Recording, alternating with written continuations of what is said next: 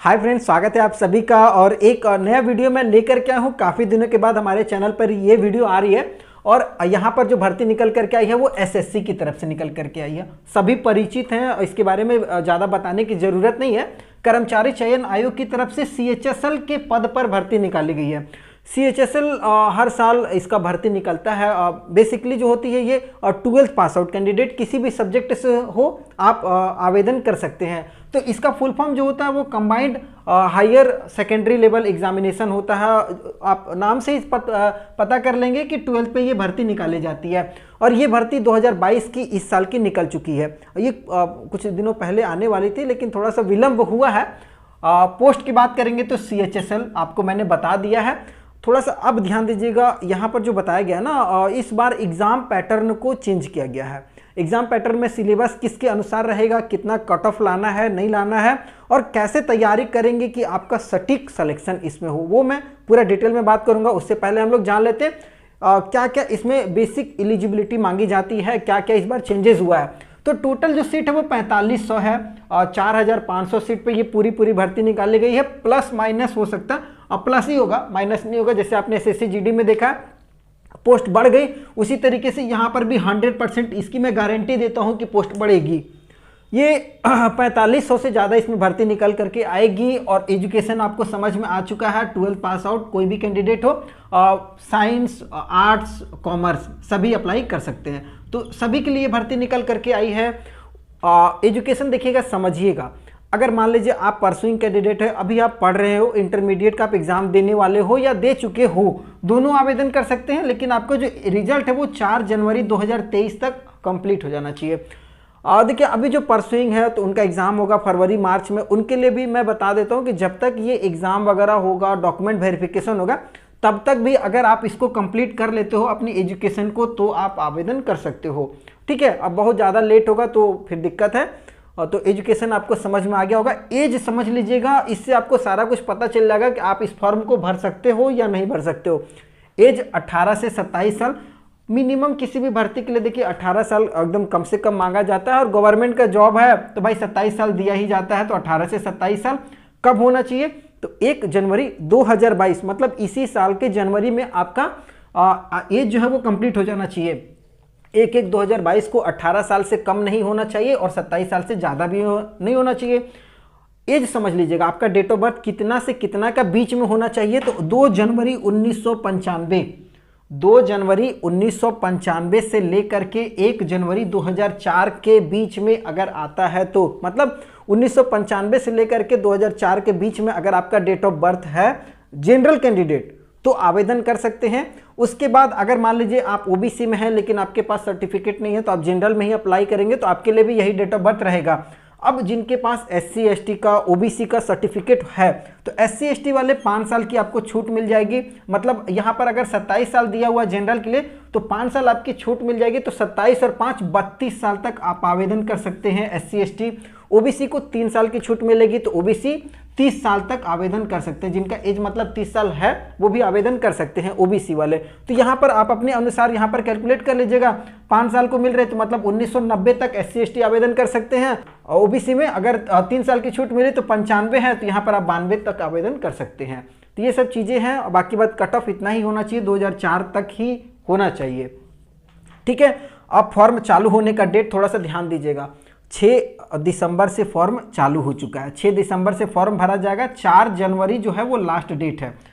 लगभग 1 महीने का समय है। और मैं आपको अभी भी सजेशन देता हूं कि एसएससी का साइट बाद में बहुत स्लो होता है। 15 दिन तक तो फॉर्म ठीक भराएगा, 15-20 दिन के बाद साइट स्लो हो जाती है।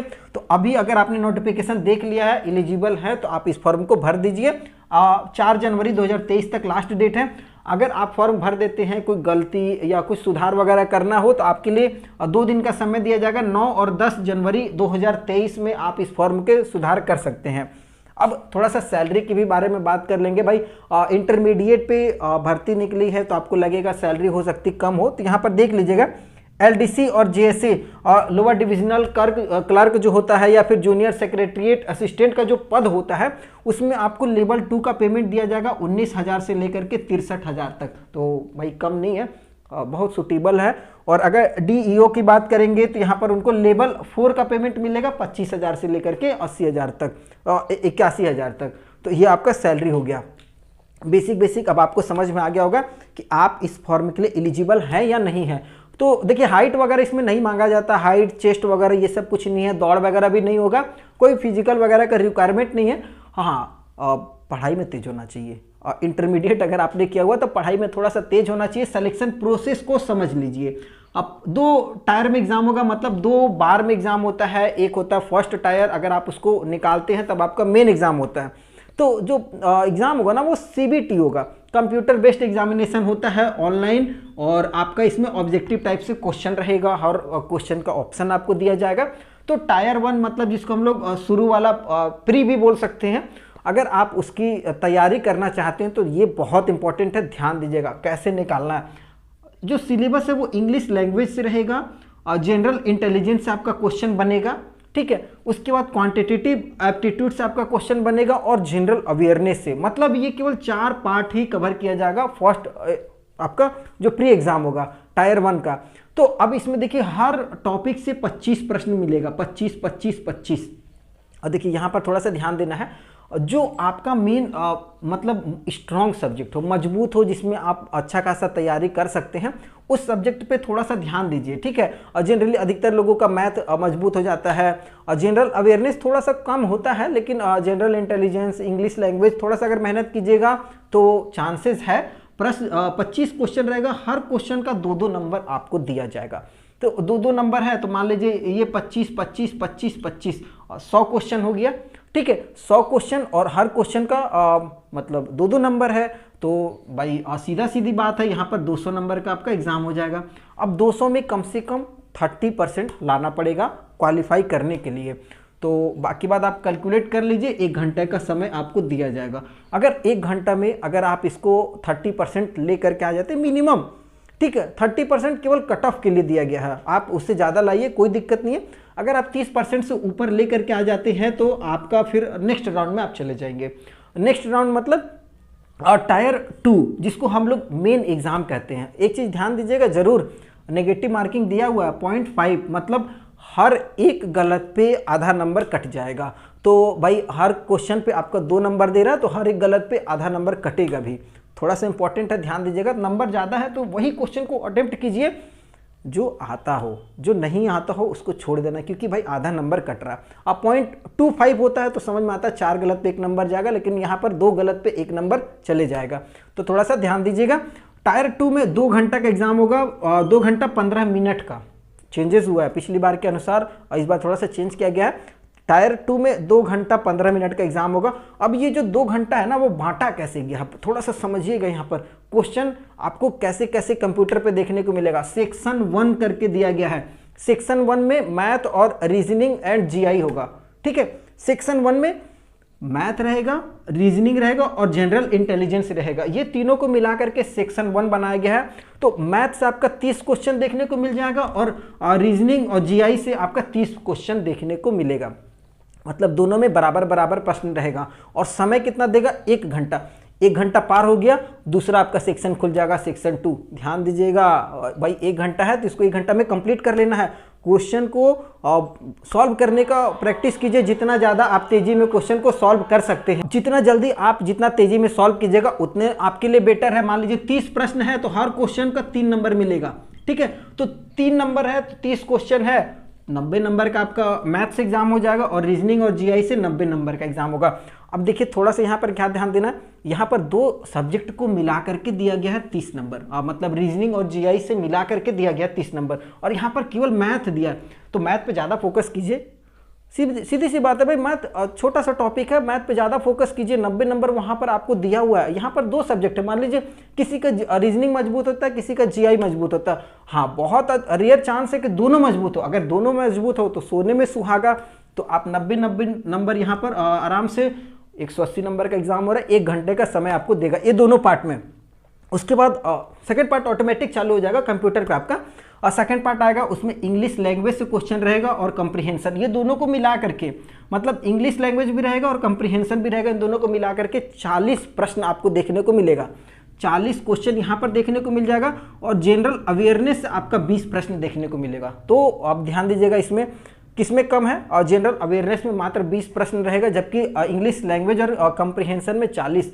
ये थोड़ा सा सभी का लगभग मेहनत करने पे है, थोड़ा सा मेहनत कीजिएगा ये मजबूत हो जाता है। जनरल अवेयरनेस पे सबका स्ट्रांग नहीं होता है, तो 40 प्रश्न यहाँ पर आपको मिल रहा है। तो 40 गुना 3 मतलब 120 नंबर आप यहाँ पर उठा सकते हैं, और 20 गुना 3 60 नंबर यहाँ पर समझ लीजिएगा।